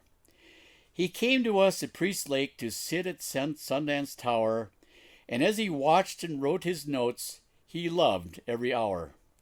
As friends, this is a little hard to read. Oh, I bet, man. We'll take your time. I'm getting kind of choked up. Yeah, I understand. As friends, we say thank you, John, for giving us all those hours. And that, my friend, is a life well lived. 50 years on the tower. Wow. Man, that's Carol, I can't thank you enough. yeah. Oh my God, that's beautiful. That's beautiful, man. And I did get choked up here. Yeah. Yeah, that's beautiful, Carol. Thank you so much. Well, you know she put some time into it the way Oh it's my written. God, you know? she put a lot of time and Yeah. effort in that. I'm not good at poetry. I could never have written anything this good. Oh yeah, it's a skill I don't have either, my friend. Like that is beautiful. That is beautiful. And with that, I want to thank you so thank much, you, Luke. John. This has been great. Oh man, I appreciate you coming on and sharing your story and your experiences, and have me as a guest in your wood shop. Beautiful place. I can't think of a better place to have this interview, and then able to have your models here that you built. Models. You have author, craftsman, and lookout. I mean, you're the full combination, my friend. So thank you. honored to know you. Thank you, Luke, so much for those words. Yeah. Well, unless you got anything else, that's probably a good place to stop. That's about it. Yeah. But I just had to read Carol's poem at the end. Oh, it's a great finish, my friend. Yeah, great finish. Yeah. Well, thank you, sir, and thank you all for tuning in. Appreciate you, and it's a great ride. I hope you all stay along for it.